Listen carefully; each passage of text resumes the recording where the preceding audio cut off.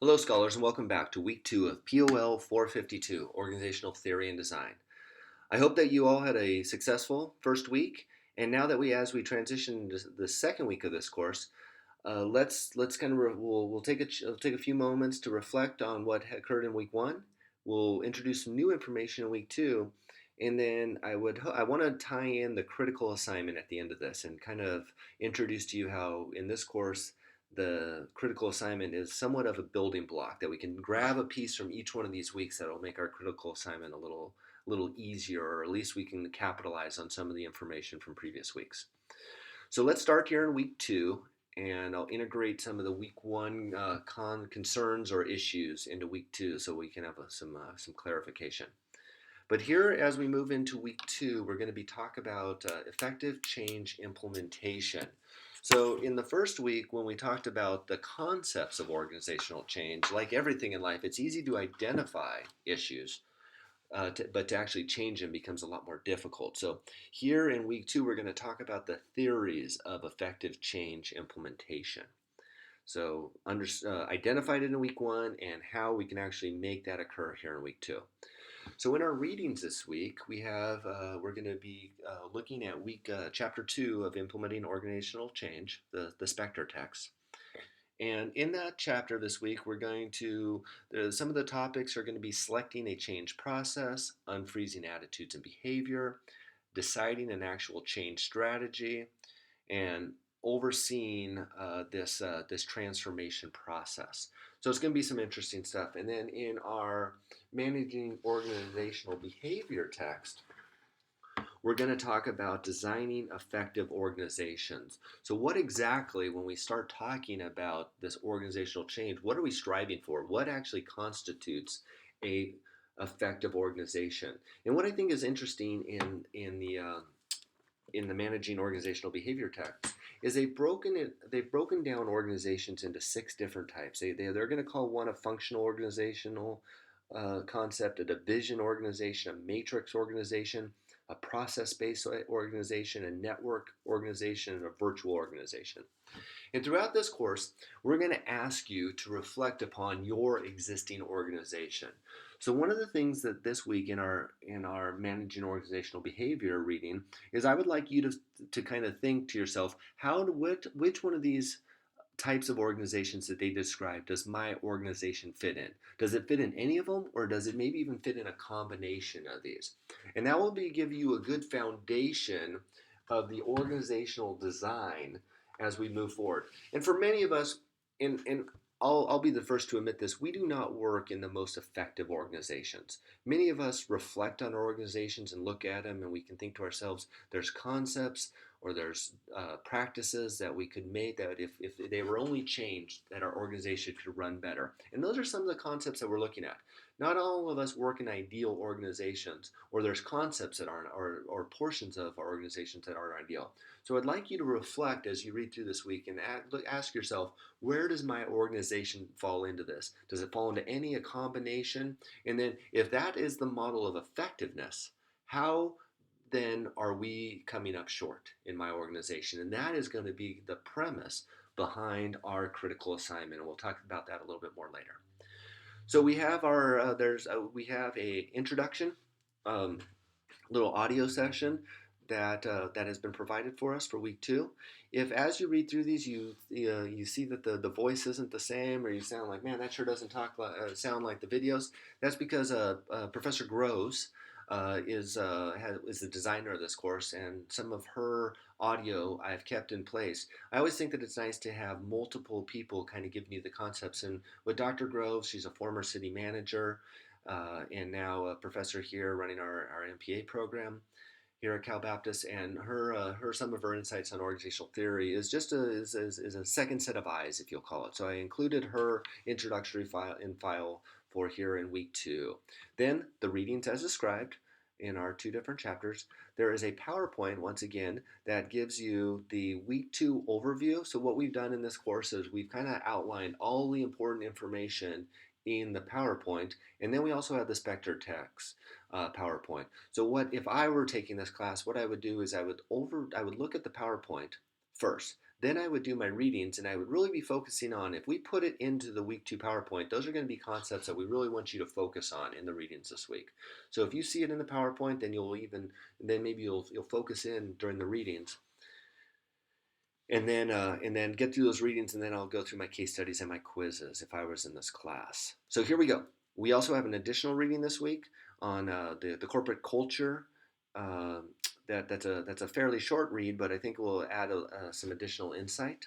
And then we're going to go into our deliverables. So here in week for our deliverables in week 2, we are going to do our case study that comes out of our Spectre text. So our implementing organizational change, if you look on page 47 and 48, there is some readings on this Blue Cloud organization, this Blue Cloud Development, a small software development company. If you're gonna notice that the Spectre text has a lot of case studies. So it takes some of the theories and it puts it into motion in the form of a case study, which kind of gives you some insightful thought to apply the knowledge into kind of a real life scenario. So as you read through, if you're going to look at the top of page 47, there's 5 questions there, and I want you to answer these questions based upon the reading of the case study and the information that we've been presented so far this here in week 2. So the questions are fairly straightforward. I expect some scholarly thought to be associated with each one of your responses. And once again, our due date is January 21st at 11:59. So our typical Sunday at 11:59 deadline, and there's 50 points possible. I think it's real straightforward. I think the questions are real straightforward. There are some personal, what would you do? What should Skinner do now? Kind of questions. So some of them come directly out of the text. They're very straightforward, and some they're going to ask for your thought. So answer them thoroughly, effectively. Answer the question, and I look forward to hearing and to read about what you have in these questions. Our second is our discussion thread this week. And for our week 2 dynamic discussion thread, we're going to ask you, what are some alternative approaches to rewards that you would wish to see implemented in your organization, and also give evidence of how this would fit into the culture. So we've talked a little bit about culture, organizational culture. We've talked a little bit about rewards to hopefully to maybe incentivize effective change, and what rewards, or would a reward system work in your organization? Do you currently have one?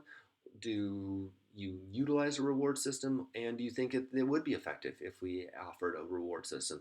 And give some evidence of how this might fit into your culture.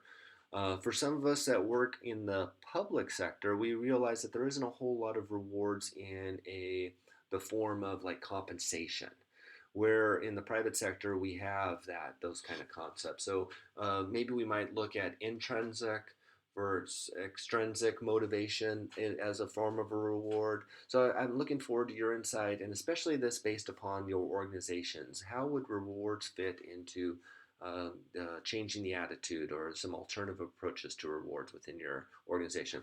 Once again, we're using our same concept on our discussion threads. Your first post, a minimum of 200. Your reply post, a minimum of 100. Remember, our first post is due by Friday, and our follow-up posts are due by Sunday. I'll put a little reminder in here so that we'll see that. And then finally, we have our quiz number 2. So once again, true, false, and multiple choice. And once you start it, you can save it, but you only get one attempt at it. So there we are through our quiz number 2. So we have the 3 deliverables this week, which is going to be the trend through this. And then the last thing I want to talk about is our critical assignment. So I hopefully that all of you have looked either in the week 7 and 8, the descriptions. We also, I think, touched on it in week 1. You can look at it in the syllabus. So I hope that all of you have looked at the critical assignment. And what we're going to do in the critical assignment is we're going to utilize that 5-star model that we talked about in week 1. And we're going to try to illustrate the change process and the specific areas that would be affected by the process, or the proposed innovations and change, I think, is how it's kind of spelled out. So what we're gonna do is we're gonna take your given organization, and we're gonna try to illustrate a change process based upon the information that's been provided. So if I were you, I would kind of hone in on this critical assignment, and I would try to capture it on a weekly basis. So this week we're going to talk about potentially a reward system. So in the five-star model, when we start talking about rewards, you could think to yourself like, okay, in week 2 I talked about what reward system would work or wouldn't work in my organization. So I've already captured a portion of that. And each week, if we kind of connect our critical assignment and into our weekly assignments, when we get to our critical assignment, all we got to do is take each one of those little blocks, connect it together, and kind of complete this illustrated concept of how you would plan to change your organization. So take a second early in this course and just review your critical assignment. Brainstorm it, maybe even make some sort of model in your mind of, okay, here's the five-star model. How am I going to break that down? How do I going to brainstorm each one of these pieces and incorporate that into some of your weekly assignments? Then when we get to critical assignment, plug it together. And for this assignment, you are going to narrate a PowerPoint for me. So I want to hear from you. I want to hear how you're going to work your way through this five-star model and how you are going to change your organization. Now, I know that there's always a couple questions on, how do I want to use maybe I don't have an organization that will work. Maybe I don't currently am in an organization. Maybe I don't have an organization that fits. Regardless if it's a public sector, private sector, or a nonprofit, this will work. If it's your current organization or a past organization, whatever works well for you, where you think that you can implement this kind of change process or utilize the information that we had given in this class, how it would reflect on your organization, that'll work for me. And if you have any questions, just give me an email and we'll see if you have issues with how your organization will fit into this process. But that wraps up this quick video. Once again, remember my policy. Review my policy on late work. Unless I hear from you, there is no late work accepted. If you do have a dire issue and you need an extension, get a hold of me, and then we can evaluate that and move forward. But without that, without any advance notice, there is no late work accepted. So always keep that in mind. But once again, if issues come up, there's nothing that we can't work around. Also, remember my kind of basic concept that if I'm not hearing from you, I have an assumption that you're doing just excellent in this class, that you don't need to talk to me and everything's going well. So if I'm not hearing from you, I'm expecting everything is going well. So if you're feeling otherwise, if you're not grasping the concepts, if you have questions on any aspect of this class, you need to reach out to me. So if you have any questions, concerns, comments on this class, remember, give me a quick email. I'll do my best to get back to you as soon as possible. For all of you, have a very blessed week too. Tomorrow I will start grading all your assignments from week 1, and I really look forward to starting to get to know, especially what organizations you work in, and to get a little bit to read through some of your work. So you should be getting grades back to me at the beginning of the week, if not everything on Monday.